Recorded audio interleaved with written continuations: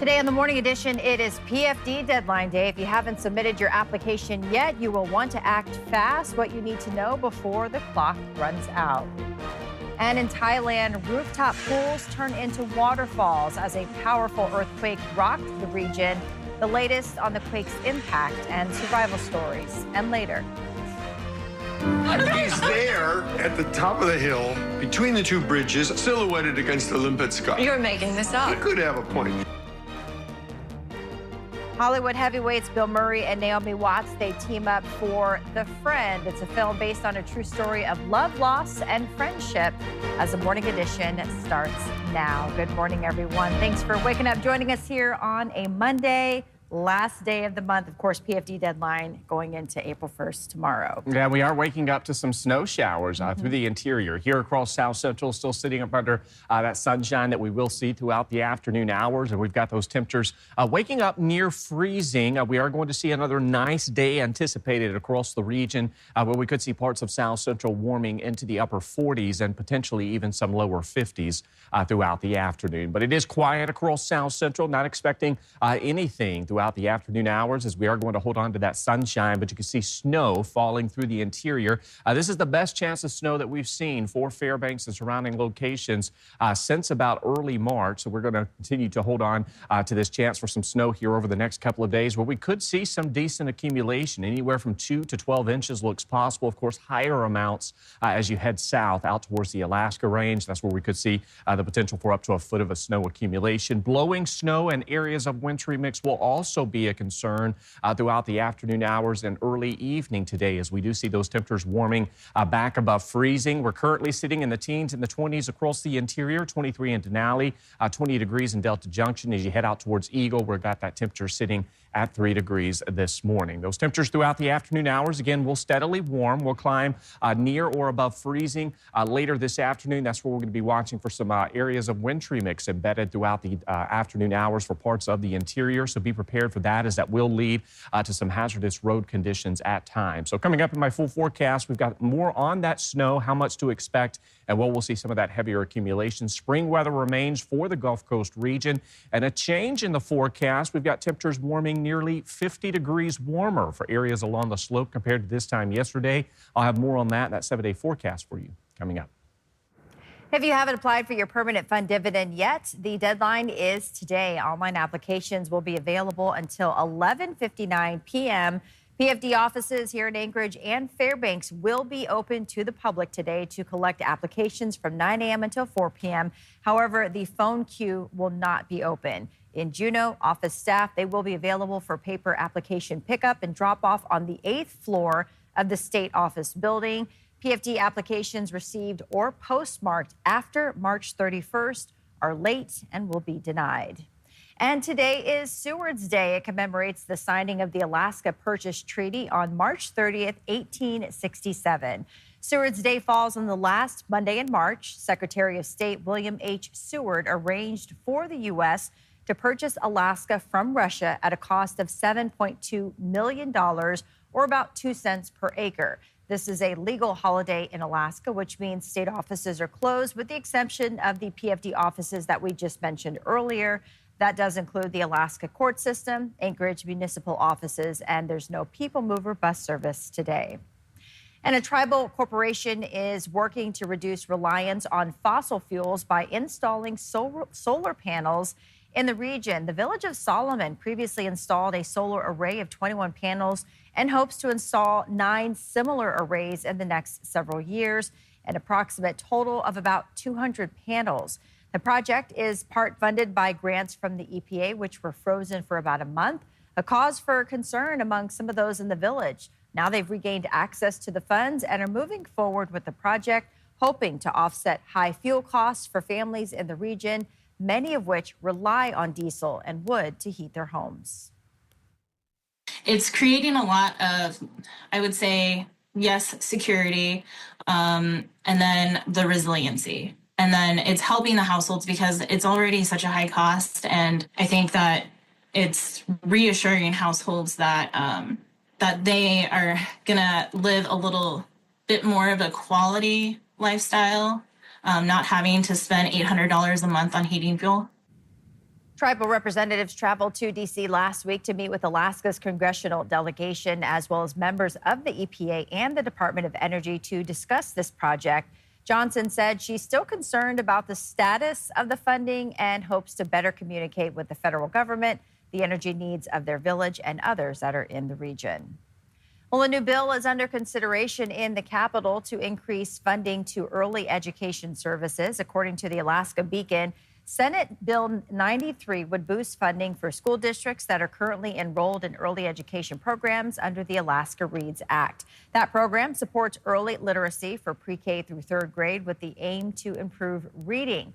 Funding for the bill would cost roughly $7.6 million, which has already been requested in Governor Dunleavy's budget proposal for next year. The bill is now set to be heard in the Senate Finance Committee. We want Josh home.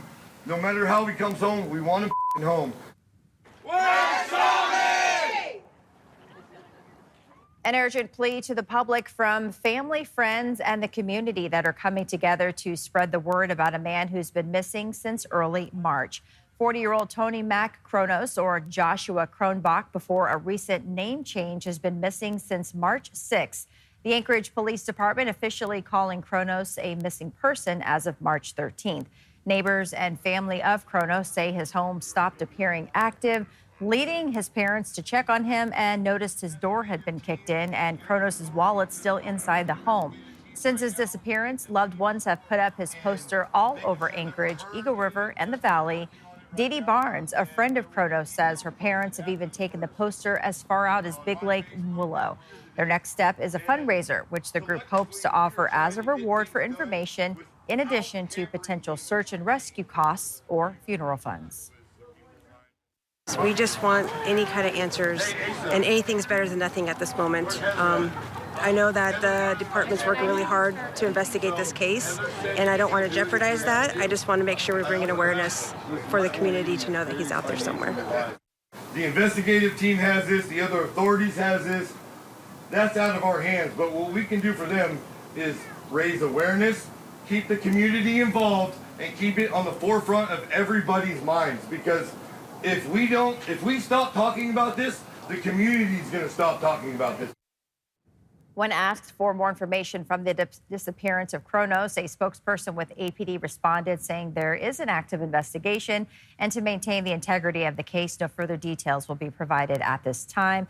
Anyone with information about Kronos' whereabouts is asked to call APD dispatch at 311 option 1.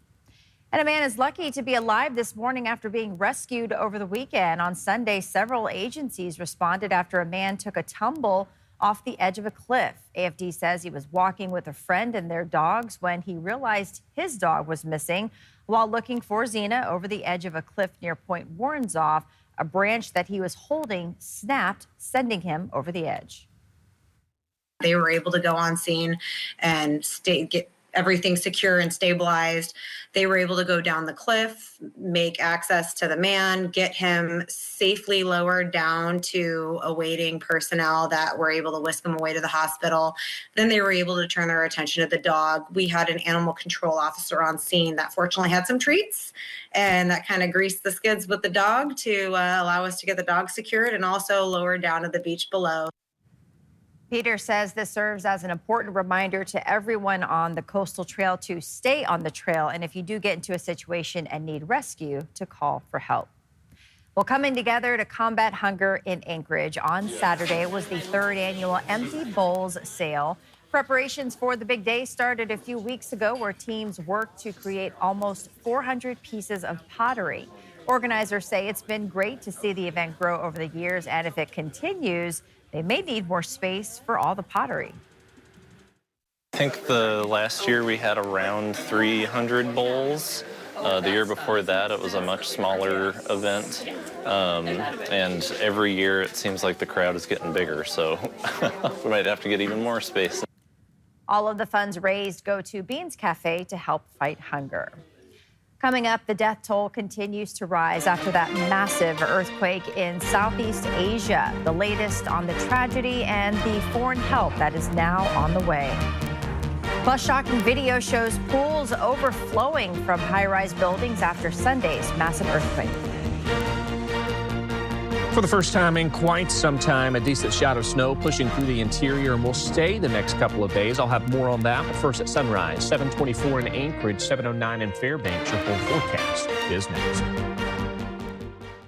And good morning, everyone. We are back here on a Monday, getting a check of weather as you're making plans to get out today. Aaron, what are we looking at? Good morning. Well, we got the return to some sunshine across South Central. Snow has made a return through the interior, and as temperatures warm today, sometime during the afternoon hours, we will see a transition to some areas of some wintry mix through parts of the interior. Still holding on to that ridge of high pressure as you head out towards the Bering as well as the Aleutians. That is keeping things fairly quiet as you head out towards the west. And this ridge has been strengthening through the weekend into today. Now, in addition to that, we're also seeing a low to the north, and that's actually filtering in that snow that we're seeing through parts of the interior. So that's going to continue to stay with us through the remainder of today. But this ridge has been a big driver in bringing those warmer conditions to the state. Last week, we spent a good chunk of the week with temperatures along the slope sitting below zero. This afternoon, we're expected temperatures to warm into the 20s, mid to upper 20s look possible. Dead Horse, nearly 50 degrees warmer than this time yesterday. Fairbanks, nearly 25 degrees warmer. You can see a good portion of the state about 5 to 25 degrees warmer, with a few exceptions as you head out towards the Aleutians and areas out towards southeast where we are seeing on the slightly cooler side. But those ongoing snow showers will persist through the remainder of the day through the interior, so be prepared for additional accumulation. There'll be some dry times at times throughout the afternoon hours, and then as those temperatures warm, we will see that transition to some pockets of some wintry mix through the interior. That falling upon those snow-covered roadways and some of those roads across Fairbanks and surrounding locations will lead to some hazardous travel conditions. You can see into your Tuesday, Wednesday, and even into early Thursday will likely continue to hold on to some of this snow showers, although the heaviest accumulation begins to shift out towards the Alaska range and areas of the southern parts of the interior. So we'll be watching through that for that here over the next couple of days. We'll pick up several inches of accumulation, anywhere from about 3 to about 7 inches of accumulation looks possible for Fairbanks and surrounding locations. Higher elevations as you head out towards White Mountains could see up to a foot of accumulation. And of course, as you head out towards the Alaska range, we can see a decent shot for up to a foot of snow accumulation as well. So this snow stays with us the next couple of days. We are going to see temperatures warming back near or above freezing for many areas. You can see Fairbanks topping out at 39 degrees. Some gusty winds look possible, which will lead to some localized areas of blowing snow throughout the day. And that 7-day forecast showing there's that chance for some snow and areas of wintry mix staying with us through at least the middle of the week. Some light snow showers linger into Thursday, and then we dry out as we welcome in the weekend. Those temperatures are set to stay into the low to mid 40s as we welcome in the first part of the weekend. That 7-day or that forecast across the state today showing those warm conditions that we are going to see staying with us for areas along the slope. You can see 18 in Utqiagvik, 25 degrees in Dead Horse. Gusty winds expected for for the slope region, 28 in Kotzebue, and then areas out west continuing to see that warming trend. Last week, we saw highs in the single digits and teens. Today, we're talking about temperatures warming into the mid to upper 30s. Areas out towards Nome and Kotzebue, be prepared for some localized areas of freezing rain. The death toll from that devastating earthquake in Southeast Asia now stands at more than 1,700 people, with hundreds still missing. Rescue workers are still digging through debris, looking for more victims and survivors. Derek Waller has the latest.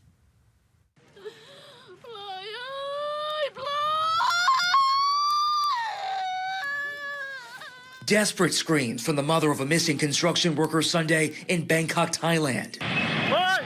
2 days after that 30-story construction site collapsed, sending plumes of ash racing into city streets. This morning, Thai officials say at least 17 people in that country are now confirmed dead, with dozens more injured and unaccounted for. But the worst devastation is some 600 miles north near the epicenter of Myanmar's Mandalay region, where temples and mosques filled with worshippers were reduced to rubble and multiple bridges collapsed. This video there shows nurses in a maternity ward trying to steady cradles as the ground rocks, with one woman falling to her knees to protect a baby. The military that seized government control in a coup 4 years ago now says more than 1,700 people are confirmed dead, another 3,400 injured, and 300 still missing. Americans with family in the region say they're nervous. In New York City, one man says his family is sleeping on the street after finding cracks in the walls of their homes. Mandalay, the whole city is a lot of building collapse. They can't even eat and cook in their kitchen. They're afraid to go into the house. Yeah, so they don't have any food to eat. But amidst tragedy, this glimmer of hope, the birth of this baby, born in the midst of commotion. I'm Derek Waller, CBS News. Over the weekend, the United States pledged $2 million in humanitarian aid to Myanmar in the wake of that earthquake. China also announced $14 million. That is in addition to the aid pouring in from India, the UK, and other countries from around the world. And just to kind of put into perspective just how powerful that earthquake was, this is water cascading from the rooftop pool of an intercontinental hotel. The video was taken from inside an office space at another building. The greater Bangkok area is home to more than 17 million people, many of whom live in high-rise apartments. And a reminder, if you missed our debut of Volcano Watch on Friday, you can find it on our website, YouTube channel, and free streaming platforms.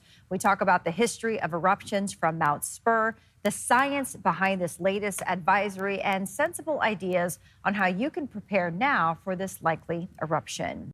Thanks for listening to our podcast. Click subscribe so you can get the latest podcasts from Alaska's news source automatically and stay up to date with breaking news and in-depth reporting available for free 24/7 with the Alaska's news source app.